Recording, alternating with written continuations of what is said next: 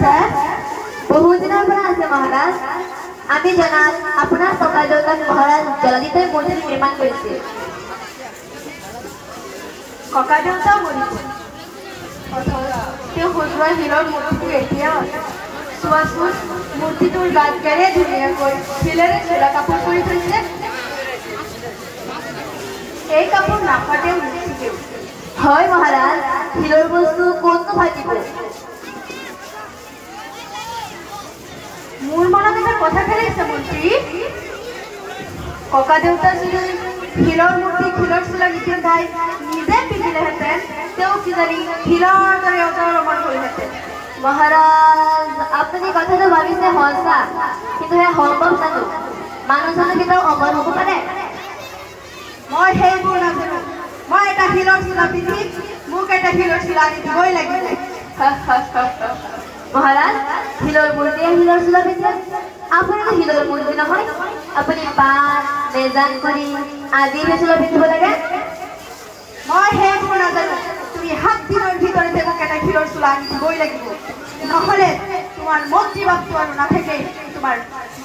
প্ৰাণদণ্ড হ'ব 7 দিন মাত্ৰ সময় দিলো তোমাক হয় শিলৰ চোলা আনি দিবা নহ'লে ফাঁচীৰ ৰছীটো লুমিবা বুজিলা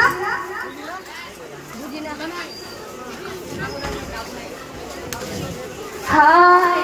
হাই মোৰ গোপাল এনে উপজন ৰজাক লৈ এতিয়া কি কৰা যায় হাই হাই হাই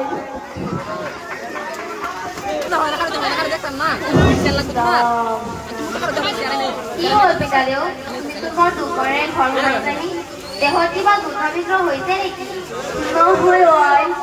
যুদ্ধবিগ্ৰহ একো হোৱা নাই মোৰহে মৰণৰ সময় কাঢ়ি দিছে আৰু 7 দিনৰ পিছত পিতাদেউক আৰু নাপাবি আই কি দুৰ্গা কথাবোৰ কৈছা পিতাদেউ গা হৈ পৰিছে যদি কবিৰাজ মই মাতি পঠাওঁ তুমি অলপ হোৱা নহয় আই কোনো কবিৰাজে একো কৰিব নোৱাৰে শিলৰ চোলা দিব নোৱাৰিলে ৰজাই মোক মৃত্যুদণ্ড দিব আই মৃত্যুদণ্ড দিব কি শিলৰ চোলা মই একো বুজা নাই শুন তেনেহ'লে আজি মহাৰাজ জলাদিত্যৰ মনত খেলালে তেওঁ যদি শিলৰ চোলা এটা পিন্ধে তেওঁ হেনো শিলৰ দৰে অজৰ ৰঙৰ হ'ব গতিকে তেওঁক শিলৰ চোলা লাগে 7 দিনৰ ভিতৰত এই চোলা দিব নোৱাৰে ৰজাই মোক ফাঁচীকাৰাতো লগাব আই মহাৰাজক শিলৰ চোলা লাগে নহয় কচোন এনে এটা অসম্ভৱ কাম কোনে কৰিব পাৰে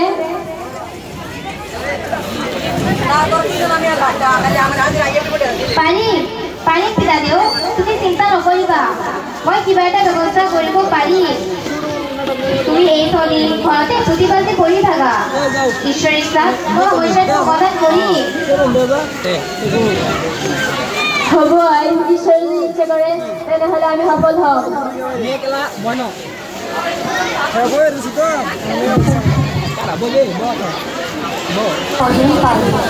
মন্ত্ৰীয়ে দেখোন এতিয়ালৈকে শিলৰ চোলাটা নাহে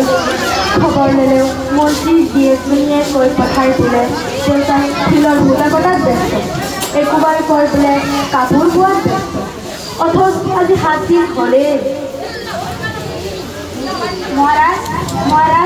প্ৰণাম মহাৰাজ মন্ত্ৰীজনী মনোমতী দুৱাৰত ৰৈ আছে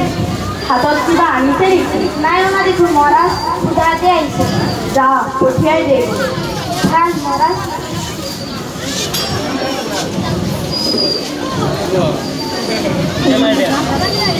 মহাৰাজৰ জয় হওক প্ৰণাম মহাৰাজ মই এটা বিশেষ সকামত মহাৰাজৰ ওচৰত থাকিছোঁ চোলা হ'লনে নাই দেউতাৰা এই হৌ হৈছে আৰু কিন্তু এটা বৰ ডাঙৰ লেখা হ'ল কি লেখা হ'ল আকৌ এটা বস্তু পালে পিতাদেউ কামটো সম্পূৰ্ণ হ'ব কি বস্তু লাগে ৰাজভৰণৰ পৰা লৈ যোৱা মোক আজি শিলৰ চোলা লাগিবই মহাৰাজৰ আদেশ পালে মই ৰাজভৰণলৈ যাম বস্তুটো আনিবলৈ আপোনাৰ ঘৰত কিহৰ অভাৱ নহয় জানো মহাৰাজ তুমি ঠিকেই কৰিছা কোৱা কি লাগে তোমাক দেউতাই কৈছে শিলৰ চোলা পানী বেজিৰেহে দিব পাৰি এতিয়া পানী বেজি নাপালে চোলা শেষ হয় মহাৰাজে যদি পানীৰ পানীৰে বেজি হোৱাটো জানো সম্ভৱ? মন্ত্ৰীয়ে এনে অসম্ভৱ বস্তু এটা কিয় বিচাৰিছে? বুজিছোঁ, শিলৰ চোলা চিলোৱাটো তেনে অসম্ভৱেই চাবলৈ। মহাৰাজ, পানীৰ বেজি হ'লে দেউতা ৰৈ আছে, আপোনাৰ আদেশ পালে। বাৰু মই সকলো বুজিছোঁ, তুমি বৰ বুদ্ধিমতী ছোৱালী।